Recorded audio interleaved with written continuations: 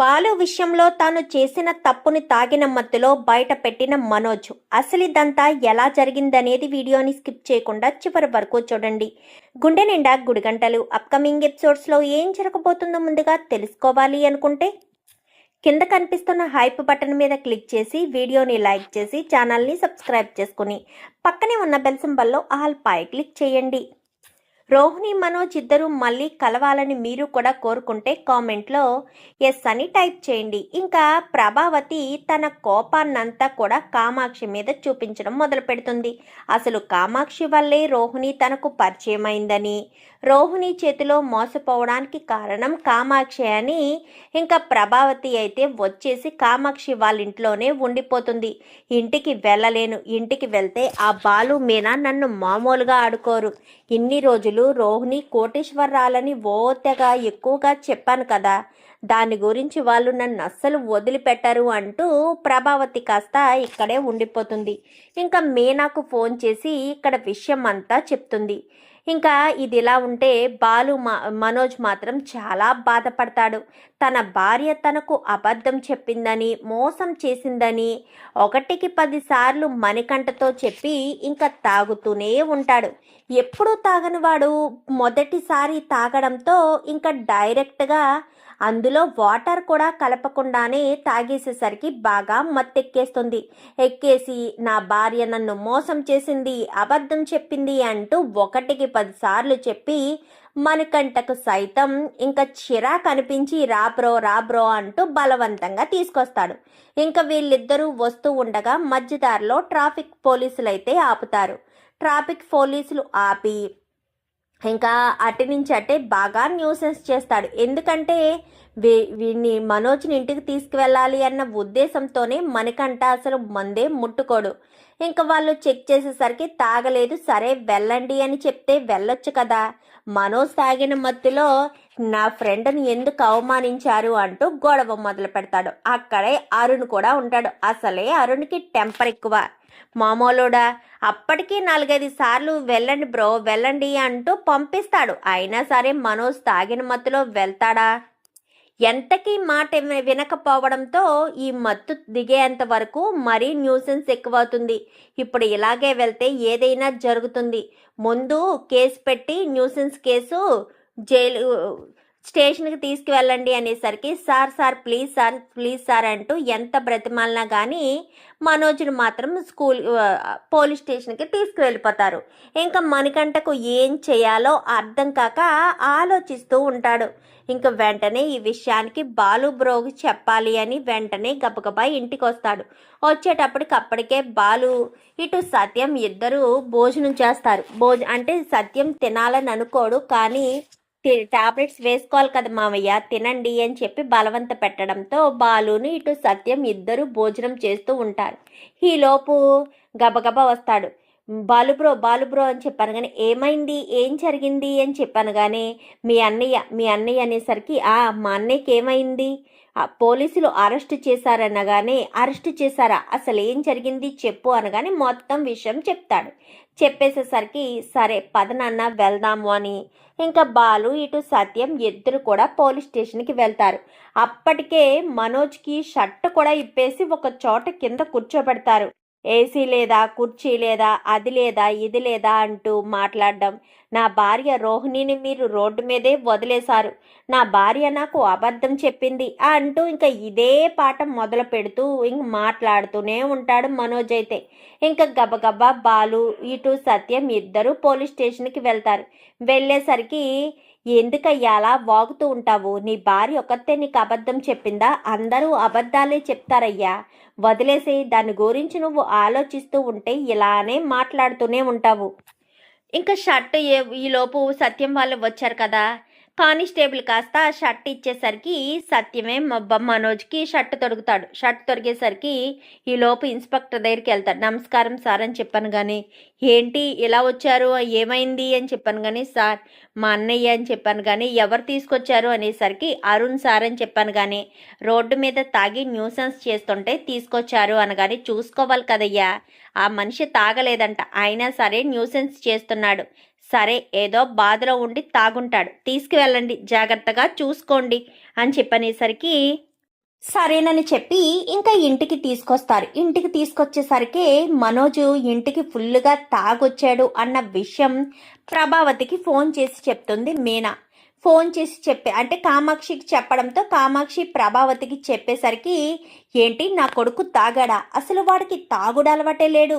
వాడు తాగడం ఏంటి అనగాని, వెళ్ళి వదిన వెళ్ళి చూసుకో, వాణ్ణి నువ్వే చూసుకుంటాను అని చెప్పావు కదా, మరి చూసుకోకుండా ఎక్కడుంటే వాడినెవరు చూసుకుంటారు, వెళ్ళు అనగానే ఇంకా ఇంటికి గబగబా వస్తుంది ప్రభావతి ఇంటికి వచ్చేసేసరికి మనోజు ఇంకా అలా సోఫాలో పడిపోయి ఉండడంతో మనోజ్ అంటూ వచ్చి నిద్ర లేపుతుంది. ఎందుకు ప్రభా, పడుకున్నాడు కదా, పడుకున్న వాడిని వాడిని లేపుతావెందుకు?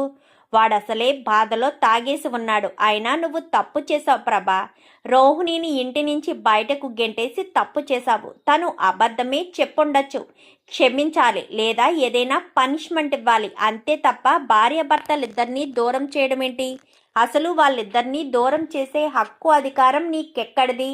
ఏదో బాధపడినా ఏం చేసినా గానీ వాళ్ళిద్దరూ భార్యాభర్తలే, వాళ్ళిద్దరినీ విడదీసే హక్కు అధికారం నీకు లేదు అని చెప్పి ఇంకా సత్యం అంటాడు, ఏమైనా అయ్యనివ్వండి, అది మాత్రం మళ్ళీ నా ఇంట్లో అడుగు పెట్టడానికి వీల్లేదు, నేను నా కొడుకుని జాగ్రత్తగా చూసుకుంటాను అని చెప్పి ఇంకా మనోజ్ని కాస్త తన గదిలోకి తీసుకెళ్ళి పడుకోబెడుతుంది. మనోజ్ పడుకోవడంతో ఇంకా రో మీ వీళ్ళంతా కూడా హాల్లో కూర్చుని ఉంటారు. మనోజు గదిలో ఎంతగానో బాధపడుతూ ఉండేసరికి ఇంకా అలా బాధపడుతూ ఉండడంతో ఏంటి గట్టిగా కేకలు వినిపిస్తున్నాయి, మళ్ళీ వాడు లేచాడేమో, నువ్వు వెళ్ళి చూడు అని చెప్పాను. కానీ నేను వాడి ముందుకు వెళ్ళలేకపోతున్నాను, వాడు ఏం మాట్లాడుతున్నాడో కూడా అర్థం కావట్లేదు అని చెప్పి ఇంకా ప్రభావతి కాస్త ఉండిపోయేసరికి, ఏవండి మీరు వెళ్ళి చూడండి అని చెప్పాను. కానీ మీ బాలుని కాస్త పైకి పంపించేసరికి అప్పటికే వాడు బాటిల్ ఒకటి తెచ్చుకుని ఇంట్లో, అంటే వాడు బ్యాగ్తో పాటు ఇంటికి వస్తాడు. వాడు బ్యాగ్లో ఒక బాటిల్ పెట్టుకుని ఉండేసరికి ఆ బాటిల్ తీసుకుని కింద కూర్చుని తాగుతూ ఉంటాడు. రే ఏం చేస్తున్నావురా, ఎంత దారుణంగా మారిపోయావేంట్రా అని చెప్పాను. కానీ భార్య మోసం చేస్తే తెలుస్తుందిరా బాలు, అంతే నా భార్య నన్ను మోసం చేసింది అని చెప్పనేసరికి, సరే వదిలేసే, మోసం చేసింది కాదు, అబద్ధం చెప్పింది, తను కోటీశ్వరాలని అబద్ధం చెప్పింది. ఎందుకోసం? నిన్ను పెళ్లి చేసుకుని నీతో జీవితాన్ని పంచుకోవడం కోసమే కదా అబద్ధం చెప్పింది. అది నువ్వు అర్థం చేసుకోకుండా నీ భార్య నీకు అబద్ధం చెప్పింది అంటూ బాధపడతావెందుకు? బాధపడకు అని చెప్పి మాట్లాడుతూ ఉండేసరికి, అది కాదురా, నా భార్య నాకు అబద్ధం చెప్పింది అంటూ మళ్ళీ మొదలు పెడతాడు. రే అని చెప్పాను. కానీ లేదురా, నేను తప్పు చేయడం వల్లే నా భార్య నాకు అబద్ధం చెప్పింది అనగానే, నువ్వేం తప్పు చేసావరా? అసలు నువ్వు ఏం తప్పు చేసావని అబద్ధం చెప్పింది అంటున్నావు? నువ్వేమన్నా అలా ఇవి కావాలి ఏమన్నా నువ్వు కోరుకున్నావా ఏంటి నీ భార్య నీకు అబద్ధం చెప్పడానికి అనగానే, లేదురా, నేను నిన్ను మోసం చేశాను అనేసరికి బాలు ఒక్కసారిగా చూస్తూ ఉంటాడు. నువ్వు నన్ను మోసం చేయడమేంట్రా, నువ్వు నన్నేం మోసం చేశావో అనగానే, లేదు, నేను నిన్ను మోసం చేశాను, నిన్ను బాధ పెట్టాను, అబద్ధం చెప్పాను, అందుకే నాకు ఈరోజు ఇలాంటి పరిస్థితి వచ్చింది. ఆ రోజు గనక నేనే అబద్ధం చెప్పకపోయి ఉంటే, మోసం చెయ్యకపోయి ఉంటే ఈరోజు నాకు ఈ పరిస్థితి వచ్చేది కాదు కదా అంటూ మనోజ్ అడవడం మొదలు పెడతాడు. ఏంటి బాలు వెళ్ళి ఇంకా రాలేదు, అసలు ఏమయ్యిందో చూద్దాం పదండి అని మీనా, ప్రభ, సత్యం ముగ్గురు కూడా మెట్లు పక్కనే కదా రూము, మెట్ల దగ్గరికి వెళ్ళేసరికి, అవునరా, నేను నిన్ను మోసమే చేశానురా అని చెప్పనేసరికి, వీడేంటి ఏదో చెప్తున్నాడు, ఒక్క నిమిషం అండి అని చెప్పి ముగ్గురు అక్కడే ఆగిపోయేసరికి, రే ఏం మోసం చేసావరా అని చెప్పాను. కానీ చిన్నప్పుడు నేను నీ విషయంలో చాలా పెద్ద తప్పు చేశాను, నేను అలా చెయ్యకుండా ఉండాల్సింది అని చెప్పాను. కానీ రే వదిలేసే, జరిగిపోయిందేదో జరిగిపోయింది అనగానే, లేదు, నేను ఆ రోజు అలా అబద్ధం చెప్పకుండా ఉండుంటే అమ్మ నిన్ను కూడా ప్రేమగా చూసేది కదా, నేను అమ్మది ప్రేమ నేనొక్కదాన్ని ఒక్కడినే పొందాలని అమ్మ కోపాన్ని భరించలేకే ఆ రోజు అబద్ధం చెప్పాను. నిజానికి తప్పు చేసింది నేనే కదరా. అలా తప్పు చేయడం వల్లే కదా ఈరోజు నన్ను రోహిణి మోసం చేసింది. నిజంగా నేను ఎంతో పెద్ద తప్పు చేశాను. నిజానికి నేను తప్పు చేసి ఉండకూడదురా. రోహిణి నన్ను మోసం చేసింది అని చెప్పి మళ్ళీ మొదలు పెడతాడు. ఏం చెప్తున్నాడండి వీడు అని చెప్పనగానే, నాకేం తెలుసు ప్రభా అని కావాలని సత్యం అక్కడే నిలబడతాడు. ఏం చెప్తున్నాడో విందాము అని ఇంక అలా ఉండేసరికి, చిన్నప్పుడు అన్నయ్యని నీళ్ళల్లోకి తోసేసింది నేనే, కానీ అమ్మ కోపాన్ని తట్టుకోలేననే కదా నీ పేరు చెప్పాను అనేసరికి ఒక్కసారిగా ప్రభావతి షాక్ అయిపోతుంది. షాక్ అయిపోయేసరికి, ఈ విషయం నీకు తెలిసినా నువ్వు చెప్పలేదు కదరా. నువ్వు చాలా మంచివాడివిరా బాలు, అందరూ బాగుండాలి అనుకుంటావు. నేనే స్వార్థంగా ఆలోచించాను. అందుకే నాకు ఈరోజు ఇలాంటి పరిస్థితి వచ్చింది. లేదంటే నా భార్య నన్ను మోసం చేసేది కాదు. నన్ను క్షమించరా బాలు. చిన్నప్పుడు నీ విషయంలో నేను చేసిన తప్పుకి ఇప్పుడు క్షమాపణ అడుగుతున్నాను. నన్ను క్షమించరా బాలు అంటూ ఇంకా మనోజ్ కాస్త ఏడవడం మొదలు పెడతాడు. సర్లే, జరిగిందేదో జరిగిపోయింది. ఇప్పుడు దాని గురించి ఎందుకు అనగానే, లేదురా, నిన్ను ఇప్పటికీ అమ్మ అసహించుకుంటుందంటే నా వాళ్ళే కదా. అయినా సరే నీ మీద నాకున్న కుళ్ళుబోతుతనం పోదురా. నేను చేసుకోవాల్సిన అమ్మాయిని నువ్వు చేసుకున్నావు. నేను పెళ్లిపీటల మించి మోసం చేసి వెళ్ళిపోతే నువ్వు తాళి కట్టి నీ భార్యను చేసుకుని నువ్వు సంతోషంగా ఉన్నావు. నేను రోహిణిని పెళ్లి చేసుకుని సంతోషంగా లేనురా. అప్పుడు నిన్ను మోసం చేయడం వల్లే నాకు ఇలా నన్ను మోసం చేసే భార్య దక్కింది. అప్పుడు నిన్ను మోసం చెయ్యకుండా ఉండుంటే ఈరోజు నాకు మంచి పెళ్ళం వచ్చేది కదా. నేను మోసం చేశానురా, నిన్ను చాలా మోసం చేశాను అంటూ మళ్ళీ మొదలు పెడతాడు. రే, జరిగిందేదో జరిగిపోయింది. అన్నయ్యని ఇప్పుడు తిరిగి తీసుకురాలేము. నిజం చెప్పడం వల్ల అమ్మ బాధపడుతుంది. అందుకే ఆ రోజైనా ఈ రోజైనా నేను నిజం చెప్పకుండా నాన్న దగ్గర మాట తీసుకున్నాను. అందుకే నాన్న కూడా నిజాన్ని బయట పెట్టలేదు. ఎందుకు ఇప్పుడు దాని గురించి ఆలోచించడం వల్ల ఎలాంటి ఉపయోగం లేదు. అందుకే నేను చెప్పింది విను. ఇంకా వదిలేసాయి. ఆ విషయాన్ని నువ్వు వదిలేసి నార్మల్గా ఉంటే బాగుంటుంది. నిన్ను అమ్మ మోసం చేసింది, అది మోసం చేసింది, ఇది మోసం చేసింది అనేది కాదు. అమ్మ నీ మంచి కోసం చూసింది. రోహిణి మాత్రం నీతో జీవితాన్ని పంచుకోవాలనే అబద్ధం చెప్పింది. నిన్ను మోసం చేయడం కాదు, అర్థం చేసుకో. అమ్మ రోహిణిని కొట్టి పంపించేసింది. నువ్వైనా వెళ్ళి రోహిణిని తీసుకురా. నిన్నే నమ్ముకుని ఉంది ఆ అమ్మాయి. ఆ అమ్మాయికి వెనక ముందు ఎవరూ లేరు. అయినా సరే నువ్వే తోడుగా ఉండి చూసుకోవాలి కదా. తను మోసమే చేసుండొచ్చు, అబద్ధమే చెప్పుండొచ్చు. అది నీతో ఉండడం కోసమే చేసింది అన్న విషయాన్ని నువ్వు గుర్తుపెట్టుకో అని చెప్పి ఇంకా బాలు కాస్త చెప్తాడు.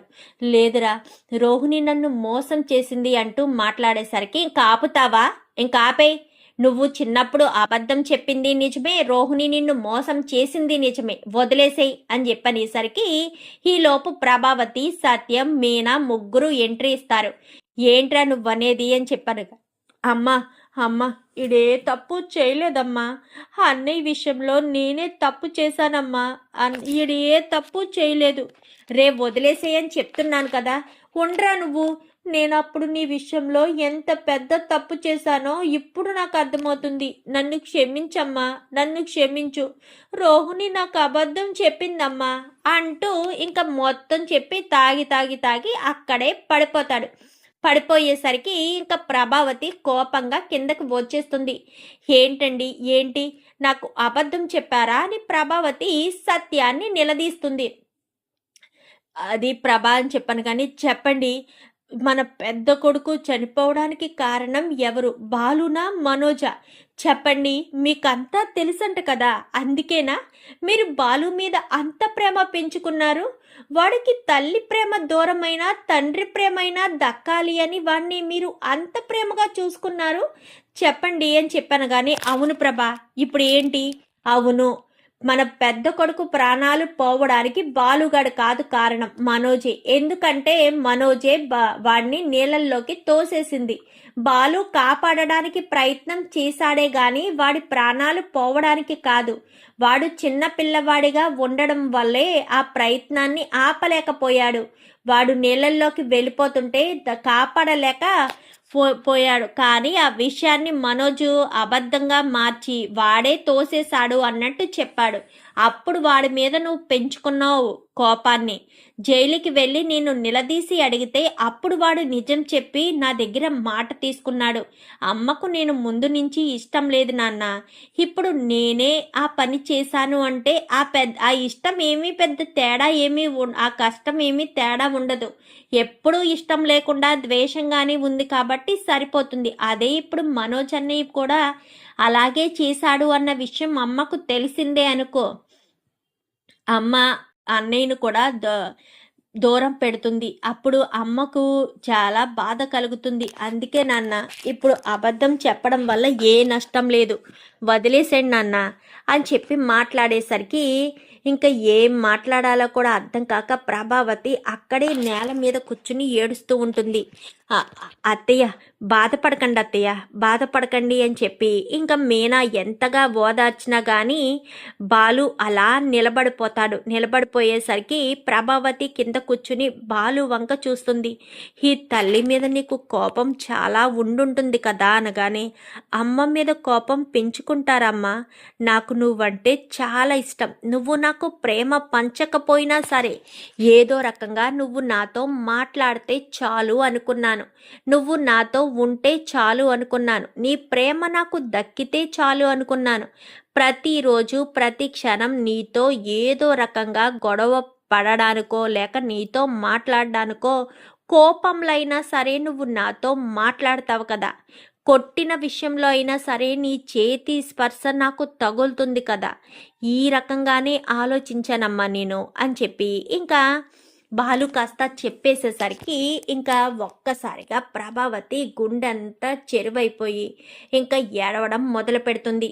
అమ్మ వద్దమ్మా, బాధపడకమ్మా, జరిగిందేదో జరిగిపోయింది. ఇప్పుడు నువ్వు బాధపడినంత మాత్రాన ఏ ఉపయోగం లేదు కదా అంటూ మాట్లాడేసరికి, లేదురా, నేను ఎంత పెద్ద తప్పు చేశానో నాకు తెలిసింది అంటూ ఇంకా ప్రభ మాట్లాడుతుండగానే ఈలోపు రవి శృతి వస్తారు. వచ్చేసరికి నేను చాలా పెద్ద పొరపాటు చేశాను. చిన్నప్పుడు మీ అన్నయ్య ప్రాణాలు పోవడానికి కారణం నువ్వేనని ఎన్ని రోజులు నిన్ను ద్వేషించాను. అది మనోజు అన్న విషయం తెలిసాక ఇన్ని రోజులు ఎవరైతే నా కొడుకు ప్రాణాలు తీశారో వాళ్ళని నేను ప్రేమగా చూసుకున్నానా? కాపాడాలని ప్రయత్నించిన వాడిని నేనే దూరం పెట్టానా అంటూ ఇంకా ఎంత వేదన చెందుతాడంటే మామూలుగా కాదు, చాలా చాలా బాధపడుతూ ఉండేసరికి ఇంకా ప్రభావతి బాలుని పట్టుకుని ఏడుస్తూ ఉంటుంది. ఇంకా అలా ఏడుస్తూ ఉండగానే ఇంకా సుమారు ఇదంతా ఒక గంట సేపు జరిగిన తర్వాత మనోజ్కి వదిలి కిందకి వస్తాడు. కిందకి వచ్చేసరికి ఏమైంది ఎందుకు ఏడుస్తున్నావు అనగానే ఇంకా మనోజ్ కాలర్ పట్టుకుని ఆ చెంప ఈ చెంప మీద ప్రభావతి అయితే కొడుతుంది. అమ్మా నేనేం తప్పు చేశాను, నన్నెందుకు కొడుతున్నావు అనగాని, నీ పెద్దన్నయ్య ప్రాణాలు పోవడానికి కారణం నువ్వే కదా మనోజ్ అని చెప్పనేసరికి ఒక్కసారిగా మనోజ్ షాక్ అయిపోతాడు. నేనా? బాలుగాడు కదా అనగానే, నిజం తెలిసిపోయిందిరా అని చెప్పి పక్క నుంచి రవి అంటాడు. ఒక్కసారిగా మనోజ్ షాక్ అయిపోతాడు. నువ్వు తాగిన మత్తులో మొత్తం చెప్పేశావు అని సత్యం అనేసరికి ఇంకా మనోజ్కి అది అనగాని, చెప్పరా, ఎందుకలా చెప్పావు? నీ కోపాన్ని నేను భరించలేకపోయానమ్మా. అప్పుడు అన్నయ్య చనిపోయాడనే కోపంలో నువ్వు నన్ను ఎక్కడ దూరం పెట్టేస్తావేమోనన్న భయంతో బాలుగాడి మీదకి తోసేస్తే ఎలాంటి ఇబ్బంది ఉండదు. పైగా బాలుగాడంటే నీకు ఇష్టం లేదు కదా. వాడి మీదకి తోసేసినా వాడు ఎప్పుడూ నిజం చెప్పడు అన్న ఉద్దేశంతోనే నేను వాడి మీదకి తోసేశాను. నేను కావాలని నీళ్ళల్లోకి తోసేయలేదమ్మా అని చెప్పాను. కానీ నువ్వు కావాలని నీళ్ళల్లోకి తోసేయకపోవచ్చు, కానీ నీ వల్లే కదా వాడి ప్రాణాలు పోయాయి.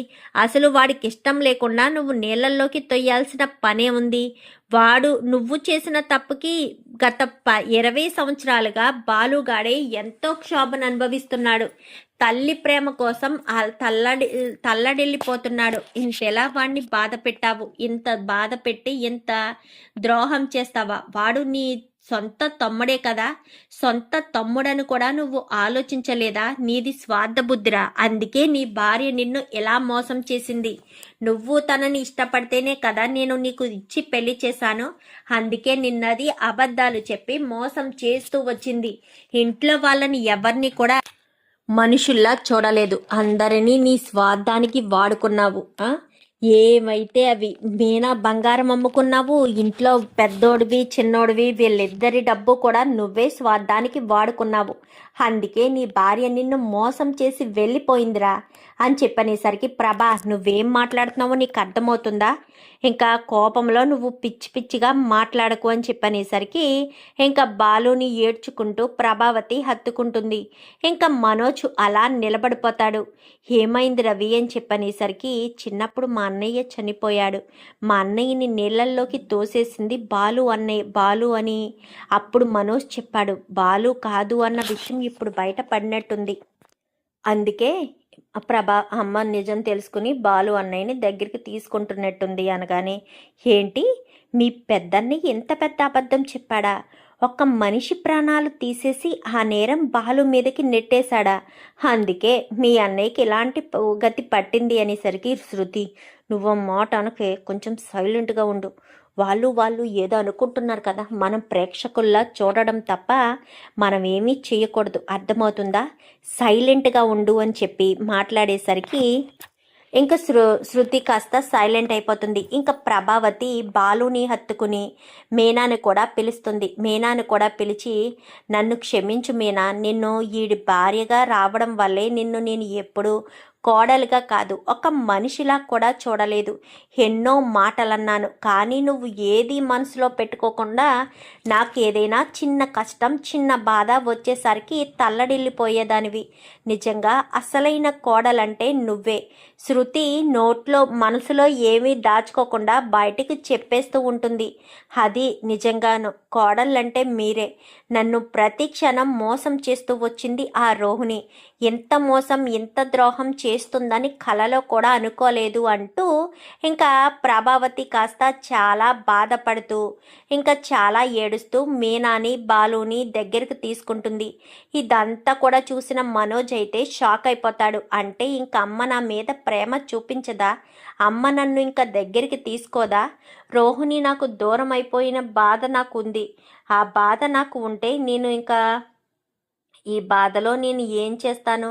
అమ్మ కూడా నన్ను దగ్గరికి తీసుకోకపోతే నా పరిస్థితి ఏంటి అని చెప్పి మాట్లాడేసరికి ఇంకా నేను ఇంకా మనోజ్ ఏం మాట్లాడాలో కూడా అర్థం కాక అలా సైలెంట్గా ఉండిపోతాడు. ఇంకా బాలునైతే ప్రభావతి గుండెలకి హత్తుకుంటుంది. మీనా వీడికి కొంచెం అన్నం పెట్టి తీసుకురా అని చెప్పనేసరికి వెంటనే కొంచెం అన్నం పెట్టి తీసుకురావడంతో కలిపి ముద్దలు పెడుతుంది. చిన్నప్పుడు నీకెప్పుడు నేను గోరు ముద్దలు తినిపించింది లేదు కదా నాన్న, తిను అంటూ ప్రభావతి కాస్త తినిపించేసరికి ఇంకా బాలు ఎంతగానో ఏడుస్తూనే ప్రభావతి పెట్టే ముద్దలు కాస్త నోరు తెరుస్తూ ఎంతగానో బాధపడుతూ ఇంకా సంతోషపడిపోతూ ఉంటాడు. అదంతా చూసిన ఇంకా మనోజ్ ఏమో షాక్ అవుతాడు. సత్యం అయితే కళ్ళల్లోంచి నీళ్ళు వస్తాయి. ఇన్ని రోజులకి బాలుగాడికైతే తల్లి ప్రేమ దక్కింది అని ఇంకా సత్యం చాలా సంతోషపడిపోతాడు. మీనా కూడా ఇన్ని రోజులు మా అమ్మ ప్రేమ నాకు దక్కలేదు అని ఎంతగానో బాధపడ్డారు. వాళ్ళమ్మ ప్రేమ దక్కేసరికి చిన్న పిల్లోళ్ళ ఎలా ఏడుస్తున్నారో చూడు అనుకుంటూ ఇంకా ఎంతగానో సంతోషపడుతుంది మీనా. చూద్దాం మరి రాబోయే ఎపిసోడ్స్లో ఇలాగే జరగాలని మీరు కూడా కోరుకుంటే కామెంట్లో ఎస్ అని టైప్ చేయండి. Thank you for watching.